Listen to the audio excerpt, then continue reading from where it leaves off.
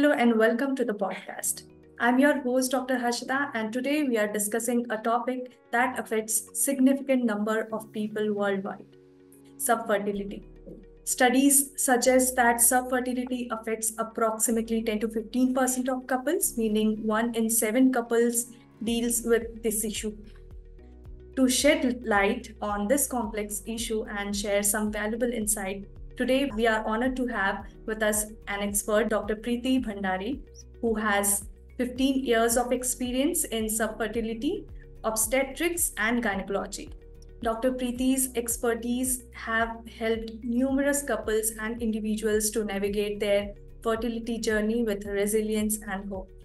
Welcome, Dr. Preeti. It's a pleasure having you on our podcast. Thank you, Harshita, and thanks MedSynapse for having me here today.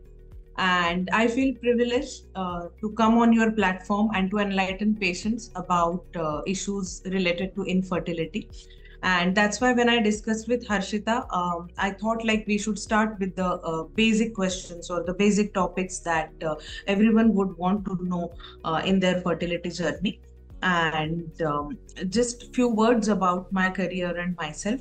So I'm Dr. Preeti Yogesh Bhandari, and my career in medicine started from Mumbai, which is a very famous city in India and supposedly the best place to have the medical education. And after graduating and doing my post-graduation from Mumbai, I took my training in subfertility and reproductive medicine from various places. I did my diploma in IVF from Germany, and then I also did my master's from Homerton University, UK. And also I have fellowship in reproductive medicine from 2 places in India. So with that, the fertility journey also started. And I was working with a very renowned IVF center called Rotunda, the Center for Human Reproduction in Mumbai. From there, I moved on to United Arab Emirates in 2014, and I started working with a renowned government hospital under SEHA, which is called Cornish Hospital. And after that, I moved to Health Plus Fertility, and currently I'm working with Ferticlinic Fertilization Center, which is also a part of ARGC UK. Yes, thank you for sharing your inspiring journey, Doctor. So now, Dr. Preeti, let's dive into our topic. So could you help us understand what exactly subfertility is and how it differs from infertility? So the term subfertility and infertility, if you see in the clinical practice, quite often they're used, interchangeably. But actually, if you see, these are not the same things. So infertility is defined by various organizations like WHO, etc. But by and large, infertility means that if any couple is having a regular unprotected sexual intercourse and is unable to have pregnancy after 12 months of that, we call it as infertility. But that is a very kind of, I must say, theoretical kind of definition. So when we put it into clinical practice, the 12 months period may not be appropriate depending upon the age group or the kind of problems they have. For example, if you see a woman who is 35 and above, so telling her to wait for another 1 year, that is 12 months, may not be the right option at that point of time, So for the older couples where the woman's age is 35 and above, 6 months of unprotected intercourse, like currently is considered as having infertility. Also, if you see the definition of subfertility, so subfertility is actually where there is like the possibility of conceiving naturally is there, like it exists, but the couple is taking more than like average time to get pregnant. So there is increased time length achieve the pregnancy. So that is what practically subfertility means. But then if you ask me, in my clinical practice, I never say the couple that you are infertile, because I feel there is kind of a stigma attached to that word. Infertile, I feel the message is sent across that there is inability or incompetence in that particular couple to produce babies. So it's not a very good term to use. So subfertility would be a better terminology to say whatever medical condition they have or the problem they are going through. So that is what is the difference between infertility and subfertility. Yes, thank you for helping us understand the difference between them, doctor. And now, when it comes to evaluating subfertility in women, what are the main assessments or tests that are typically used? So, if any woman walks into a fertility clinic, basically, as you know, that talking to the patient. So, I always feel now we are in the era of teleconsultations. So, for infertile patients, does a teleconsultation really help? It helps only to a small extent, because just to explain them the flow of their journey through their fertility treatment, it can help to a certain extent. But what happens is that when you have a face-to-face interaction, you come to know about a lot of things, the body language of the patient, the kind of attitude the patient is having towards her treatment and all that. So I always feel that it should be a face-to-face consultation, and you gain a lot of information when you talk to the patient directly, like completely in contact or face-to-face manner. And after taking the history, then only we move on to the different investigations. And I also feel as a clinician, not only the history, but a gynecological examination is also one of the important parts in infertility treatment, because some of these women, they may not be having actually something called as infertility. They may be having some issues like vaginismus or even problems with marriage consummation. So these factors have to be ruled out initially by talking to the patient, or rather coupled together always, and doing a physical examination, that is a gynecological examination, which is speculum examination, and examine the uterus and the cervix externally. So that would be the first part. Then let's go to the actual investigations of women with subfertility. So blood test would be the first thing that we check the hormone levels. And in this, the most important test would be to check for the egg reserve, or which is called as ovarian reserve testing. That can be done by various tests like FSH, that is follicle stimulating hormone, or the most important one would be the AMH, which is anti-Mullerian hormone. So this gives us an idea about the number of potential eggs that are remaining in the woman's ovaries and what is her chance of getting pregnant with that kind of ovarian reserve. Then there would be procedures to check the specific defects. Like then comes the tubal testing, that is hysterosalpingogram, to establish whether the tubes are open or no. Also, the tests, the hormone tests, all transvaginal ultrasound related to checking the ovulation.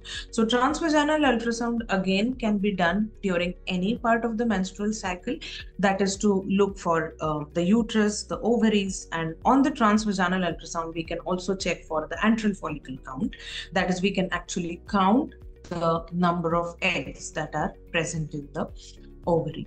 So if we have to just brush through these tests, the blood tests that any woman needs to have before going in for the fertility treatment, it would be complete blood count, the serum hormone levels of thyroid stimulating hormone, that is TSH, serum prolactin, and as I already mentioned, FSH and LH and AMH. So these would be the basic tests that we need from any woman.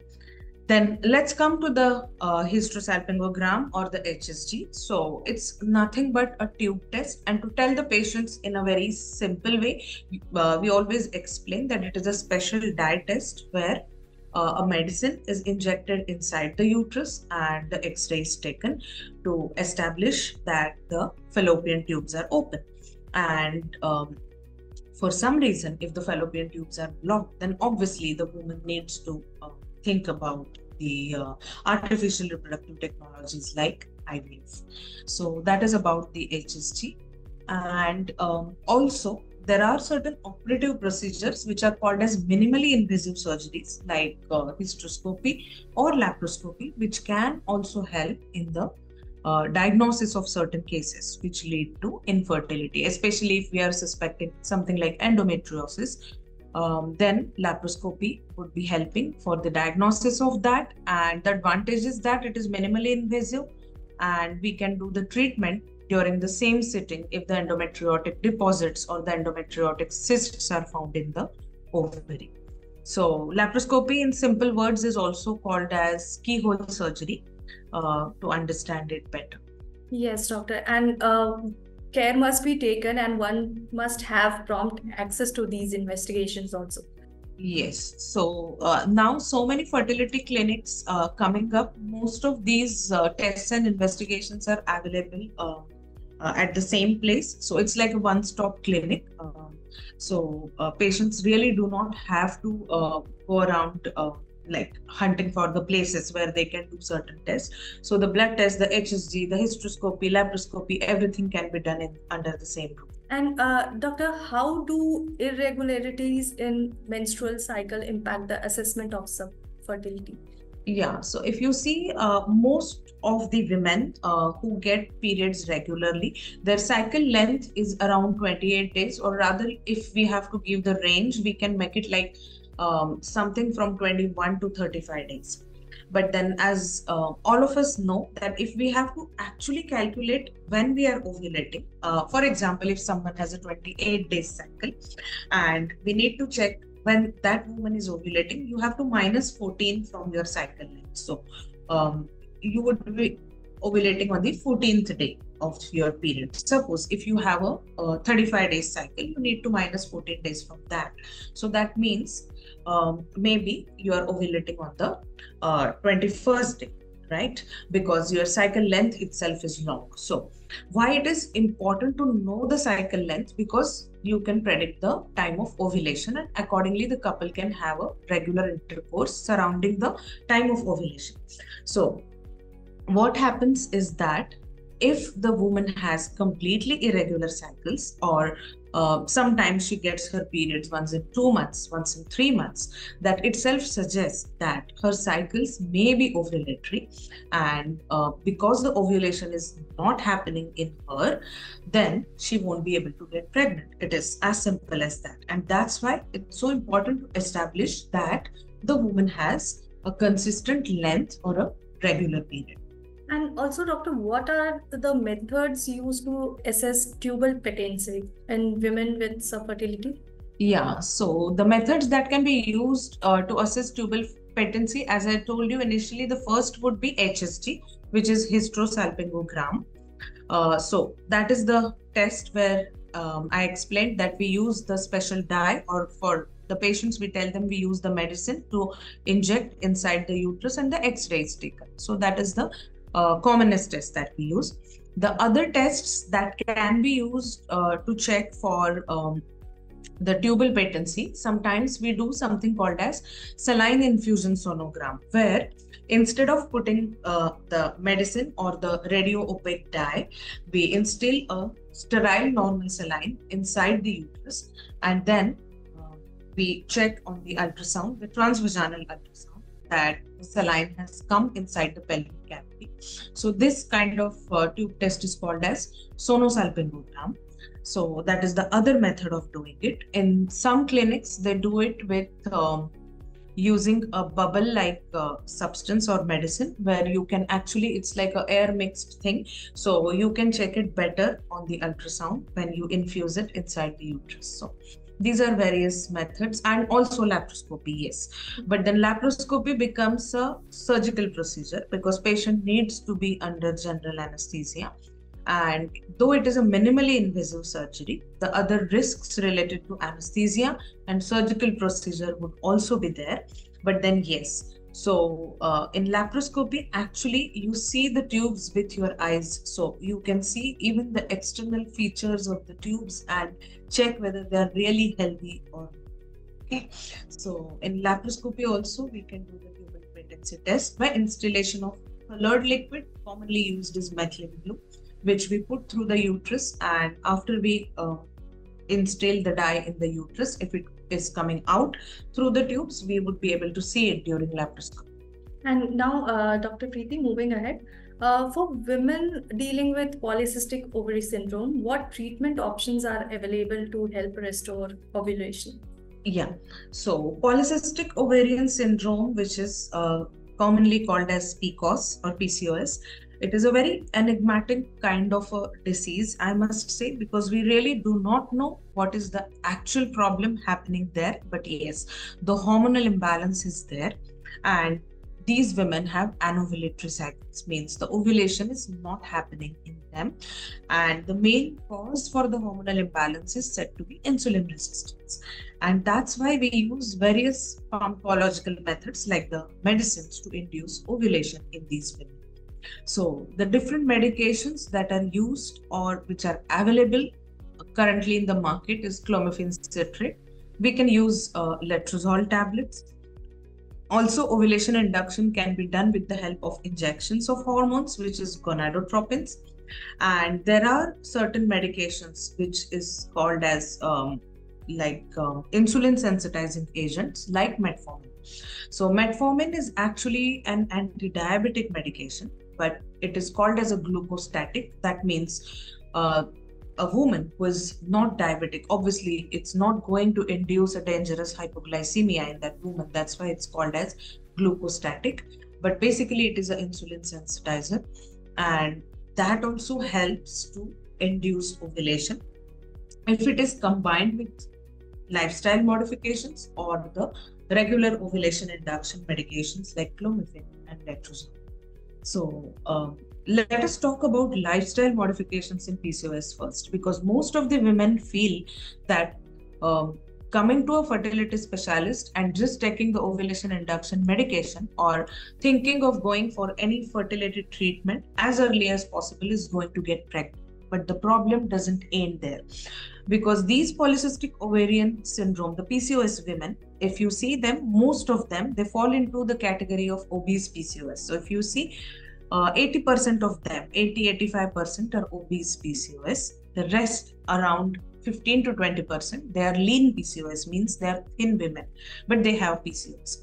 So now the problem with obese PCOS is that though you give them ovulation induction medication, even if they get pregnant in the first or the second cycle, their pregnancy is going to be complicated. They're going to have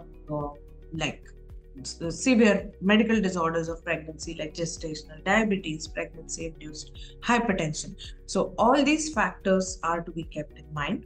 Also, if you see world over, anywhere, any guideline, everywhere it is told that lifestyle modification, like following a healthy lifestyle, reducing the amount of food intake which have a high glycemic index, obviously helps in PCOS women. Most of these women, if they go to a BMI below 28 or 27, they have spontaneous ovulation. So like they may not need help of any ovulation induction medication as well. So in the first visit itself, we need to emphasize the importance of lifestyle modification for these women, because it helps them to a large extent. And when we are doing IVF and the other specialized treatments for these women, we come to know it has effect on lot of things, on egg quality, etc. So these are the things that we need to emphasize, educate them, and the health education regarding lifestyle modification forms a very important part in handling PCOS patients. Now coming to other methods for ovulation induction, there are certain non-medical methods available for ovulation induction, which could be laparoscopic ovarian drilling.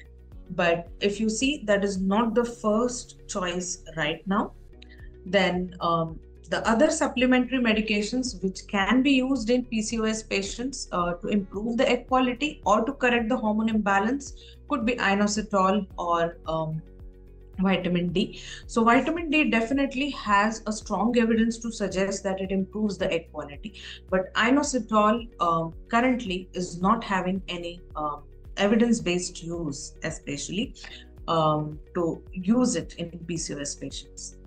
Yeah, and doctor, finally, how do age-related declines in fertility impact the treatment approach for subfertility, and what options are available for older couples? So age is the single and I must say biggest factor that affects any woman's chance to get pregnant, to conceive naturally, and to have a healthy baby.